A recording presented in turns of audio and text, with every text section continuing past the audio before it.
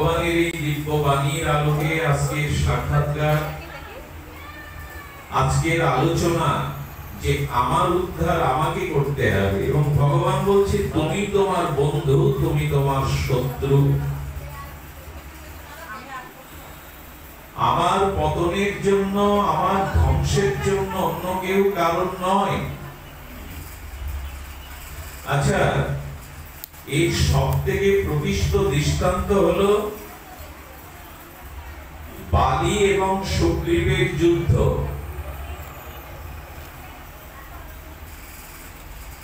মহামুনি বাল্মীকি এবং রামচরিতমানস প্রণেতা তুলসীদাস গোস্বামী বলছেন, পৃথিবীতে প্রায়শ মানুষ একটা প্রশ্ন এখনো করে, যে প্রশ্নটা বালি রঘুপতি রাজবলোচন রামচন্দ্রের কাছে করলেন। খুব ধ্যান দিন কথার দিকে। বালি বলেছিলেন, হে রঘুপতি রামচন্দ্র, হে পূর্ণ ব্রহ্ম ভগবান, তুমি আমাকে পেছন থেকে ব্যাধের মতো কেন বধ করলে? তুমি আমার সম্মুখ সমরে কেন বধ করলে না, পেছন থেকে ব্যাধের মতো কেন আমাকে বধ করলে? এর উত্তর প্রভু রামচন্দ্র দিতে পারেননি। কিছু প্রশ্নের উত্তর ভগবানও দেননি জগতে, যে তুমি আমাকে পেছন থেকে কেন বধ করলে। দেখুন, এখানে বালি হলো কর্মের প্রতীক। কি বললাম? বালি হলো কর্মের প্রতীক। বালি মানে কর্ম। তো যে বালি সীতা উদ্ধারের জন্য সুগ্রীবের বন্ধুত্বের কারণে বালি বধ করলেন রামচন্দ্র, সেই বালি একমাত্র তার পরাক্রমের দ্বারা রাবণকে কয়েকবার পরাস্ত করেছিলেন। আচ্ছা, বালিকে বন্ধুত্ব না করে সুগ্রীবকে কেন বন্ধুত্ব করতে গেলেন রামচন্দ্র?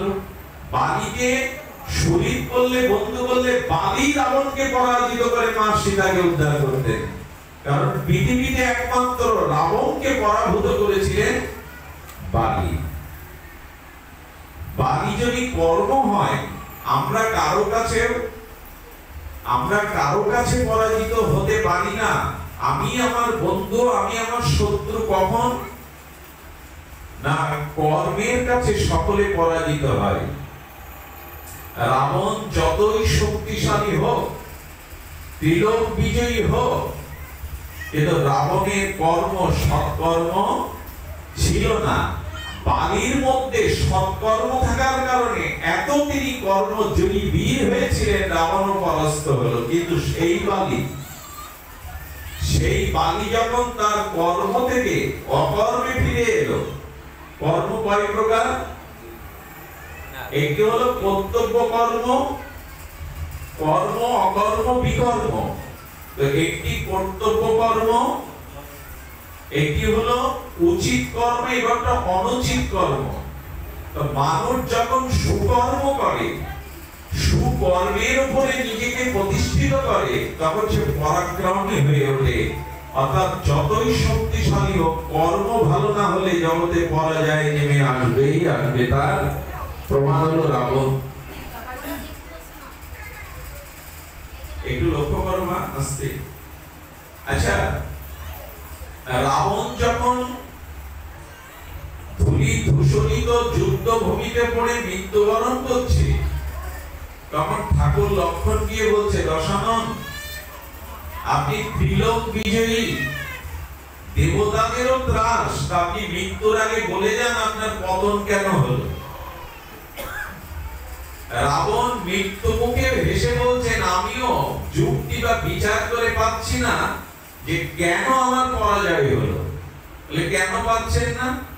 বলে রামচন্দ্রের থেকে সর্বগুণে সর্ববীরত্বে আমি শ্রেষ্ঠ, কিন্তু পতন কেন হলো এই সদুত্তর আমিও খুঁজে পাচ্ছি না। লক্ষণ তখন বলছেন, প্রভু রামের থেকে আপনার কি কি শ্রেষ্ঠ একটু বলে যান।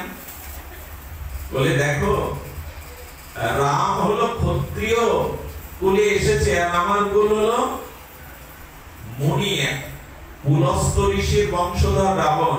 রাবণের পিতার নাম বিশ্বশ্রবা মুনি। আমি মুনিপুত্র, কুলস্থ ঋষির বংশধর। রাম হলো ক্ষত্রিয় কুলে এসেছে, কুলের দিক দিয়ে আমি রামের থেকে অনেক বড়। আচ্ছা, আর কিসে বড়? বলে রাম ঘুরছে বনে বনে, আর আমি সোনার লঙ্কার মধ্যে সুরক্ষিত। সুরক্ষার দিক দিয়ে রামের কোনো সুরক্ষা নেই, সে বনবাসী আর আমি রাজ্যবাসী। শুধু কি তাই? রামের সাথে কিছু বানর সেনা আছে, আর আমার 1 লক্ষ পুত্র, 100 লক্ষ বিভীষণের মতো, ইন্দ্রজিতের মতো পুত্র আমার, ভাই আমার। বীরত্বের দিক দিয়ে, খাদ্য শক্তির দিক দিয়ে রাম আমার থেকে অনেক নিচু, কিছু বানরদের নিয়ে এসছে, আর আমার 1 লক্ষ শুধু পুত্র। রাম সমুদ্রের ওপারে আর আমি সমুদ্রের এপারে। ভগবানকে আসতে গেলেও বাদ দিতে হলো। আমি চিন্তা করছি আমার পতন হলো কেন? খাদ্য বীর যে পরাক্রমে দেবতাদের ত্রাস, আমি ত্রিলোক বিজয় করেছি, কিন্তু রামের কাছে পরাজয় হলো কেন? বলে উত্তরটা আপনি দিয়ে যান। লক্ষ্মণটা বলছেন দিয়ে যান। বলে হ্যাঁ, উত্তর আমি দিয়ে যাবো। আপনাদের জন্য উত্তর দিচ্ছে রাবণ। আমি রামের থেকে সর্ববিষয়ে উৎকর্ষ, গুণবান, ক্ষমতাবান হলেও একটা কারণে আজ আমার পরাজয় হলো। সেই কারণটা কি? না, রামের সাথে ধর্ম ছিল, আমার সাথে ধর্ম ছিল না, এই জন্য আমার পরাজয়। রামের সাথে ধর্ম ছিল, আমার সাথে ধর্ম ছিল না। বা পশু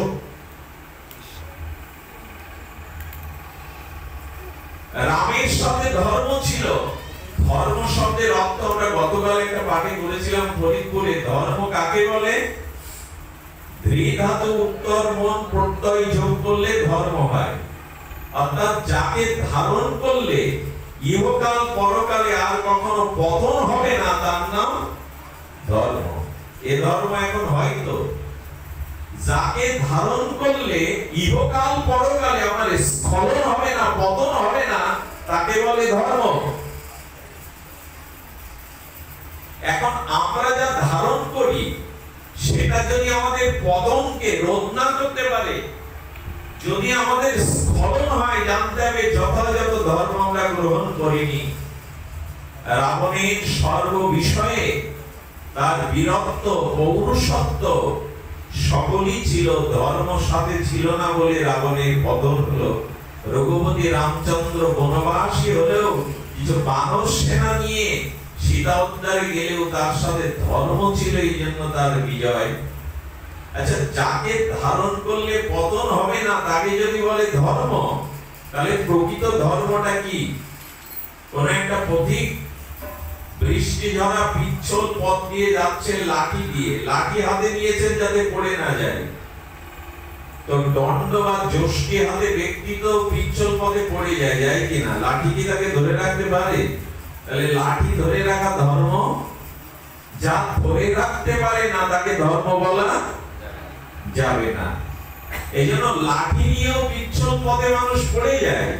আর আমাদের এই সংসার পথটা অনেক পিচ্ছল। কাম, ক্রোধ, লোভ, কত কি এই পথে পিচ্ছল। এই পথে চলাটা আরো কঠিন। তাহলে লাঠি ধরলে এই পথে চলা যাবে না। যদি শরীর ধরে থাকি, যদি শরীরকে যদি ধরে থাকি, আজকে 99% মানুষ শরীরকে, শরীরের সুখকে, শরীরের আরাম আয়েশকে, শরীরের আবেশকেই ধর্ম মনে করে। কিছু মনে করবেন না। এখন একটা স্লোগান বাজারে খুব চল, সেটা হলো যা দেবে অঙ্গে তাই যাবে। দেখবেন প্রায় মানুষ এরকম বলিয়া ওড়ায়, যা দেবে অঙ্গে তাই যাবে।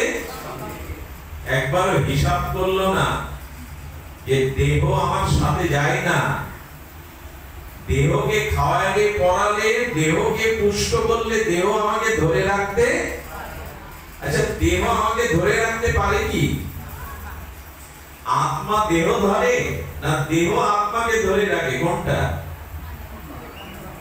আত্মা দেহকে ধরে রাখে না দেহ আত্মাকে ধরে রাখে? দেহ আত্মা ধরে রাখতে পারে না। যদি পারতো তাহলে আজ এই মৃত্যুবার্ষিকী অনুষ্ঠান হতো না।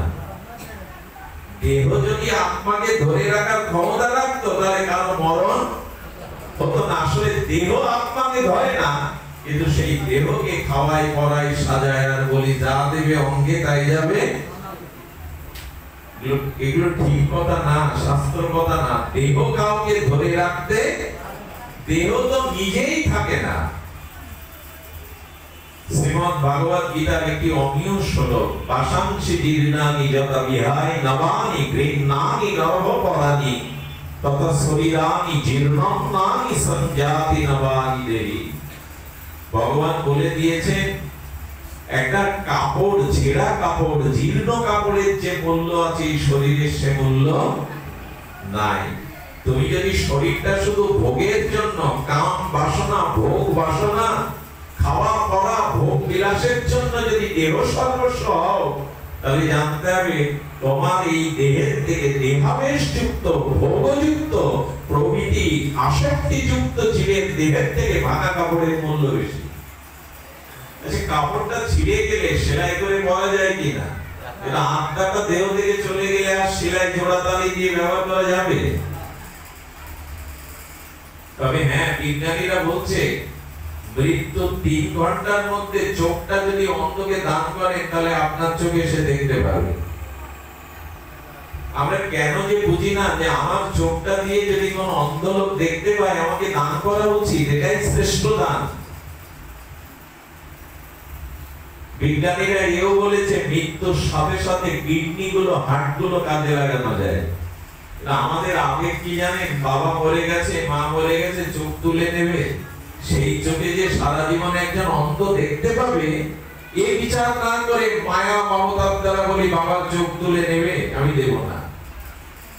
চিন্তা রাখুন যাতে আমার অঙ্গ প্রত্যঙ্গটা অন্যের সেবায় লাগে। তো বিজ্ঞান, ভগবান বলছেন দেখো কাপড়টা সেলাই করে আবার পরিধান করা যায়, কিন্তু দেহ থেকে আত্মা বিযুক্ত হলে দেহকে আর ব্যবহার করা, যদি করা যেত 2 মাস 5 মাস 6 মাস নিজ প্রিয়জনকে রেখে দিত, পুড়িয়ে দেওয়ার ব্যবস্থা করা হয়, অন্ত্যেষ্টিক্রিয়ার ব্যবস্থা করা হয় খুব দ্রুত, বলে বাসি মরা করা, কারণ ইয়ার সেলাই করে ব্যবহার করা।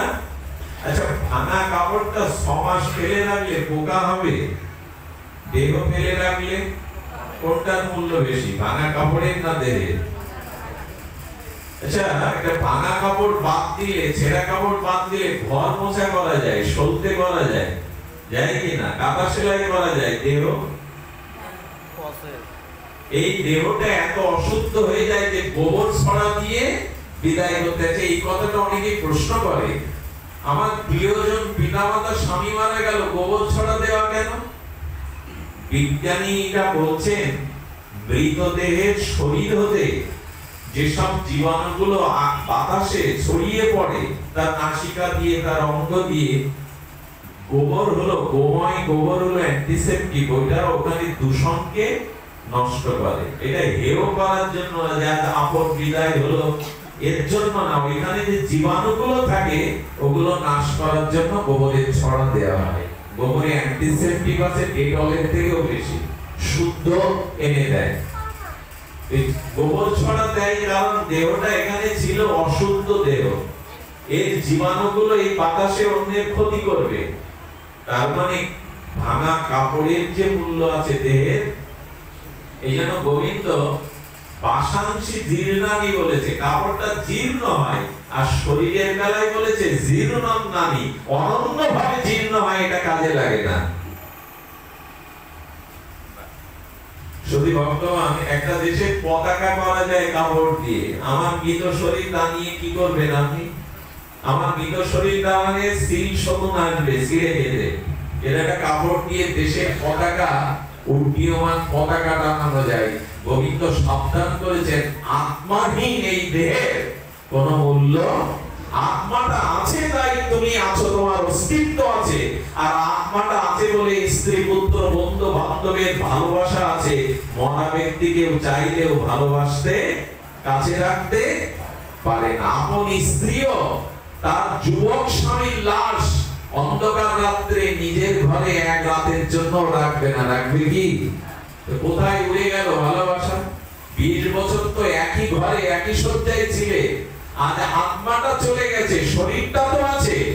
কোন স্ত্রী তার যৌবনাময় স্বামীকে, মৃত স্বামীকে তার অন্ধকার খাটে একাকী থাকতে পারবে না। এই জন্য ভগবান বললেন, যা দেবে অঙ্গে তাই যাবে, সঙ্গে সবগুলি বাদ দাও।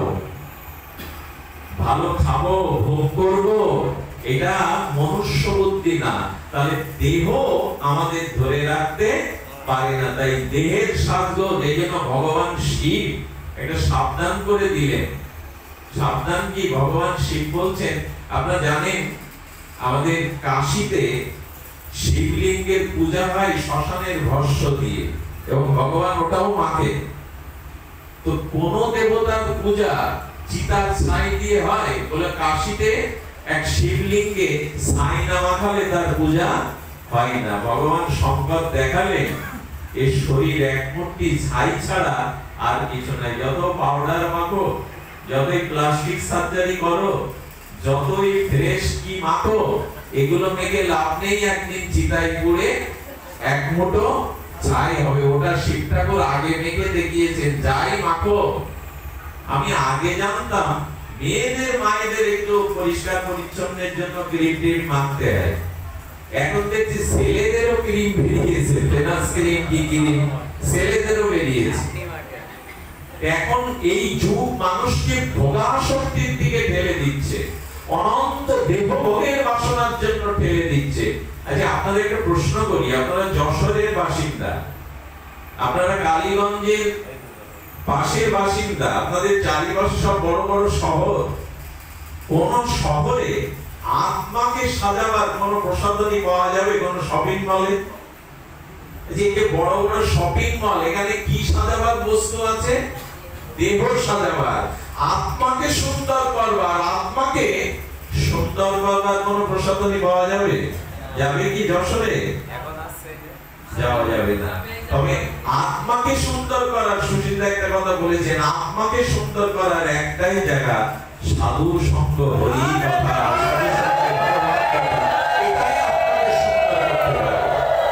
দেখুন কতটা সুন্দর করতে পারি। আমি একটা জ্বলন্ত দৃষ্টান্ত রাখছি।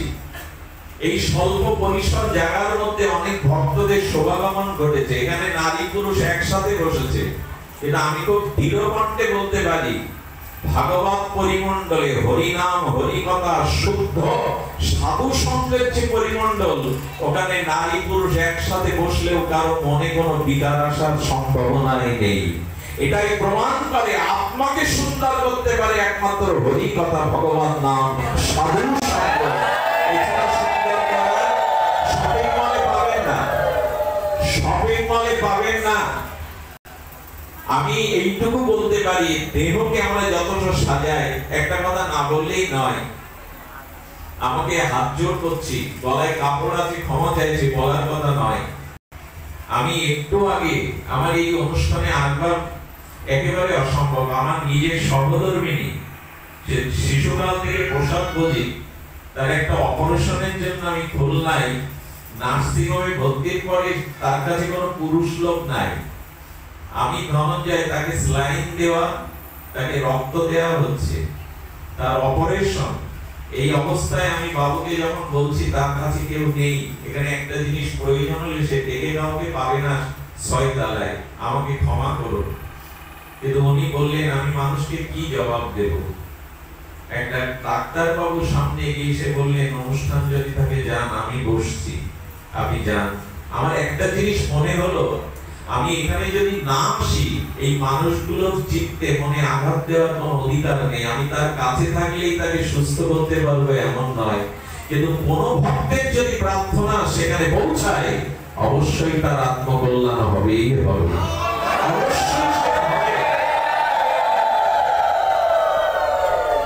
আমি এই কথাটি এই কারণে বলছি যে আমরা যতই দেহকে সাজাতে, যতই দেহকে সুন্দর করার চেষ্টা করি, অষ্টাঙ্গ যোগ করি, আর যত কিছু দেহকে পরিপাটি করি, জরা ব্যাধিকে আটকাতে পারবো? জরা ব্যাধিকে আটকাতে পারবো? এই দেহে জরা আসবে না, ব্যাধি আসবে না। ব্যাধির মন্দির এই শরীর। এই জন্য শরীরকে সাজিয়ে গুছিয়ে ভোগ করে আমি সুস্থ থাকতে বলছি সবাইকে, কিন্তু শরীরের প্রতি যেন আবেশ না আসে। এই জন্য আমাদের দেবাদিদেব মহাদেব চিতাভস্মকে জগৎকে জানালেন, এই দেহের অস্তিত্ব এক মুঠি ছাই বা মাটির নিচে দিলে পোকায় কিরমিটিকে মাটি করে খেয়ে ফেলবে।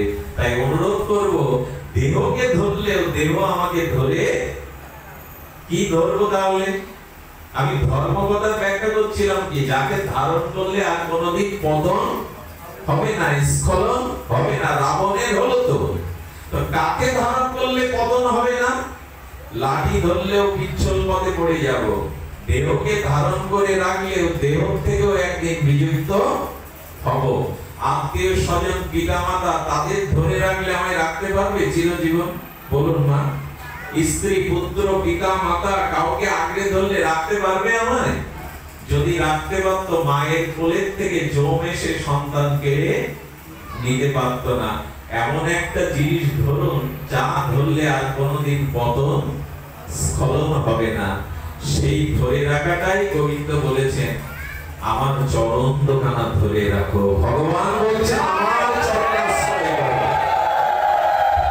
ভগবানের এক নাম অচ্যুতানন্দ, ভগবানের এক নাম অচ্যুত। অচ্যুত মানে যাকে ধারণ করলে আর কোনোদিন আমি চ্যুত বিচ্যুত হব না। সেই গোবিন্দের পাদপদ্ম, রাধা রানীর পাদপদ্ম, নিতাই গৌরের চরণকে যারা অবলম্বন করেছেন, আশ্রয় করেছেন, তাদের আর পতনের ভয় নেই। কথাটা আমার মুখে বেমানান, কিন্তু স্বয়ং ভগবানের মুখে শোনো। উনি অর্জুনকে বলছেন, অর্জুন তুমি দীপ্ত কণ্ঠে পৃথিবীতে একটা কথা ঘোষণা করে দাও, কোন্তেও প্রতি জানেহি ন মে ভক্ত প্রণশ্যতি। অর্জুন জগৎকে বলে দাও, আমাকে আশ্রয় করেছে যেজন, সেই ভক্তের কোনোদিন পতন নাই। আমি তাকে পড়ে যেতে দেব না, আমি কোনোদিন তাকে পড়ে যেতে দেব না। যারা ভক্তির পদে, ভজনের পদে শ্রী গোবিন্দের পাদপদ্ম আশ্রয় করেছে, অবলম্বন করেছে, নমে ভক্ত প্রণশ্যতি, আমার ভক্তের আমি বিনাশ হতে দেব না। এই কারণে গোবিন্দ বৃন্দাবনে সখাদের বাঁচানোর জন্য আগুন পর্যন্ত খেয়েছিলেন। আগুন কেউ খায়? ভগবান সখাদের আর খাণ্ডববনে অর্জুনকে রক্ষার জন্য আগুন পর্যন্ত খেয়েছিলেন গোবিন্দ। বলো ভক্তকে রক্ষার জন্য আমি অমৃত না, ভক্তকে রক্ষার জন্য আমি আগুনও খেয়ে ফেলতে পারি। কেউ আছে কি এমন বন্ধু? এই জন্য গুরু বিনা বন্ধু নাই, গোবিন্দ বিনা জগতে কোনো আশ্রয় নাই। আসুন আমরা ভগবানের চরণ আশ্রয় করি, এছাড়া দ্বিতীয় কোনো পথ খোলা নেই। শুধু ভক্তগণ ধর্মকে আশ্রয় করলে ধর্মই ধরে রাখে। তো যতদিন বালি সুকর্ম, বালি মানে কি বললাম? কর্ম। যতদিন আপনার কর্মটা ভগবত কর্ম হবে, সুকর্ম হবে, ততদিন আপনার পতন ঘটাবার ক্ষমতা কারণে। কিন্তু যখন কর্মটা আপনার অকর্ম হবে, শাস্ত্র বিরুদ্ধ কর্ম হবে, তখন আপনি রাবণকে পরাজিত করতে পারলেও নিজেই পরাজিত হবেন জগতে। একটা কারণে আপনার কর্মটা এখন ভালো নেই। আচ্ছা বালি এমন কি কর্ম করলো পতন হলো? প্রশ্ন আসবে কিনা? বালি রাবণকে পরাভূত করলো, কিন্তু সেই বালি পরাস্ত হলো কেন? এর একটাই কারণ, বালির মনে মানুষ যখন কর্ম করে না, এই কর্ম করতে করতে মানুষের যখন দম্ভ আর অভিমান আসে, তখন তার কর্ম বিপরীত হয়ে যায়। দেখবেন মানুষ যখন কর্ম করছে, কর্ম করতে করতে তার ভিতরে যখন দম্ভ বা অভিমান আসে, তখন সে শাস্ত্র বিরুদ্ধ কর্মের পথে চলে যায়, অকর্মের পথে চলে যায়। বালিও গেল। আচ্ছা বালি কি করলো? নিজের ভাইয়ের অধিকারকে বঞ্চিত করে সুগ্রীবকে তাড়িয়ে দিল। এটাও মানা যায়। ভাইকে রাজ্য সম্পদ দিল, আমরাও যদি ভাইকে তাড়িয়ে দেই আমাদের কর্ম ভালো হবে তো? ভাই ভাগে দিলে আমিও বালি হব। আর একটা কাজ করেছিলেন বালি, শুধু রাজ্য কেড়ে নেননি, ভাইকে, ভাইয়ের স্ত্রীকে জোর করে নিজের করে নিয়ে গেছিলেন। এটা সুকর্ম কি? এটা কথা বলবেন, এটা সুকর্ম? তো ভগবান বলছেন বালি আমি তোমাকে পেছন থেকে কেন বধ করলাম, উত্তরটা এই জগতের মানুষ এখনো আমার কাছে জিজ্ঞাসা করে, কেন ভগবান হয়েও বালিকে পেছন থেকে বধ করলেন? বলেন আমি সবাইকে বধ করব যদি বালি হও, যদি সুকর্ম না করো, অপরের অধিকার কেড়ে নাও, অপরের চোখের জলের কারণ হও, নিজের ভাইকে ফাঁকি দাও, নিজের ভাইয়ের স্ত্রীকে তুমি নিজে গ্রহণ করেছো তারাকে, এবং বারবার সুগ্রীব পরাজিত হয়েছে। সুগ্রীব এখানে সুকর্মের প্রতীক, তিনি রাজ্য হারা, স্ত্রী হারা, আর এই সর্বস্ব হারা হয়ে হনুমানজির কৃপায় তিনি রামের চরণে শরণ নিলেন। বলেন কেউ যদি বঞ্চিত হও ভগবানের চরণ শরণ নাও। ভগবান সুগ্রীবকে বলেছিলেন, সুগ্রীব তোমার কোনো চিন্তা নাই, তুমি যুদ্ধে আহ্বান করো, বালিকে যুদ্ধে আহ্বান করো, আমি তোমার পেছনে আছি। সুগ্রীব এই সাহস নিয়ে কর্মকে, এখানে কি বলা আছে, তাত্ত্বিক তত্ত্ব আছে। তাত্ত্বিক তত্ত্ব হলো আপনার কর্ম যদি সুকর্ম না হয়, শাস্ত্রীয় কর্ম না হয়, তখন আপনি পরাজিত হবেন। আচ্ছা, এর আগে যতবার সুগ্রীব এর সাথে যুদ্ধ করতে গেছে ততবার সুগ্রীব পরাস্ত হয়েছে, কিন্তু আজকে সুগ্রীবের পিছনে কে আছে দাঁড়িয়ে? ভগবান দাঁড়িয়ে আছে, ধর্ম দাঁড়িয়ে আছে। বললো তুমিও যুদ্ধে আহ্বান করো, হে কর্ম আমি তোমার সাথে লড়তে চাই, তবে সেই লড়তে গেলে কর্মকে অকর্মকে পরাজিত করতে গেলে পেছনে ভগবত শক্তি দরকার, পেছনে ধর্ম শক্তি দরকার, তবেই না তুমি জিতবে। আমরা আমাদের শক্তিতে কখনো জিততে পারবো না। পেছনে অর্জুন কি বিশ্বজয়ী হতে পারে? অর্জুন কখনো কুরুক্ষেত্র জয় করতে পারে যদি ভগবান পেছনে না থাকে? পার্থসারথী যদি কৃপা না থাকে, অর্জুনের দ্বারা কুরুক্ষেত্রের রণাঙ্গনে বিজয়ী হওয়া সম্ভব না। তো দেখুন এখানে বালি বলেছিলেন কেন মানলে, বালিকে তখন বলেছিলেন এই কথাটাই এখানে এসছে, উদ্ধারে তো আত্মানা না আত্মা অবসদয়। বালি তুমি যদি সুকর্ম করতে তাহলে আমাকে আসতে হতো না তোমার পতনের জন্য। যে সুকর্ম ত্যাগ করে, কর্তব্য কর্ম ত্যাগ করে, অধর্মকে গ্রহণ করে, তাকে বধ করবার জন্যই তো আমি আসি, তাকে ধ্বংস করবার জন্যই তো আমি আসি। একটা মানুষের পতন তখনই হয় যখনই সে সৎকর্মকে ছেড়ে দেয়, যখন সে শুভ কর্মকে পরিত্যাগ করে, তখনই তাকে পরাজিত হতে হয়। আচ্ছা, এই প্রশ্নের উত্তর কিন্তু মীমাংসা হয়নি যে তুমি সামনে দিয়ে কেন মারলে না, পেছন দিয়ে কেন মারলে। এই উত্তর আজ আমরা এখান থেকে জেনে যাই। অপূর্ব এই তাত্ত্বিক উত্তরটা দিয়েছে রামচরিতমানসে। বললেন, রামচন্দ্র বলছেন বালি ভগবানের দেওয়া বিবেক বুদ্ধি আর দুর্লভ, দেবদুর্লভ মনুষ্য জন্ম পেয়েও যারা বিবেককে বিচারকে পরাভূত করে, বিচার বিবেকের পানিকে হত্যা করে, যারা ভাইকে কাঁদায়, যারা প্রতিবেশীকে কাঁদায়, যারা পরের স্ত্রীকে হরণ করে, তার কর্মদোষে তার পতন হয়। আর সেই পতনটা সবশেষে দেখতে পাই না। তোমাকে আমি সামনাসামনি বধ করিনি এই কারণে যে যার যখন কর্ম থেকে, কর্তব্য থেকে চ্যুত হয়, তখন সেও জানে না আমার পতন কি করে এলো। অনেক সময় মানুষ কপাল চাওড়ায়, আমার জীবনে কেন এমন হলো, আমার কেন এমন হলো। এটা গান্ধারীও কৃষ্ণকে আনন্দ তুলেছিল। কৃষ্ণ আমি গত 50 জন্মের আগে তো জানি আমার পাপ নেই, আনন্দ তুলেছিল কিনা? কৃষ্ণ উত্তর দিয়েছিল, তোমার পতনের কারণ 50 জন্ম পর্যন্ত জানা আছে, তার আগে জানা আমাদের জানা আছে কি আমাদের পতনের কারণ কি? এটা ভগবান জানেন, সর্বজ্ঞ জানেন। আর বললেন বালি যারা অধর্ম, অকর্ম, কুকর্ম করে, তাদের বধ কবে, কখন, কিভাবে পতন হবে এটা তাদের জানা নেই। যেমন তুমিও জানোনি কে তোমাকে বধ করলে, আমি সামনে না আসলে তুমিও বুঝতে পারতে না। তবে শোনো, আমি সবাইকে বধ করি, তবে সামনে দেখা দিয়ে বধ করি না।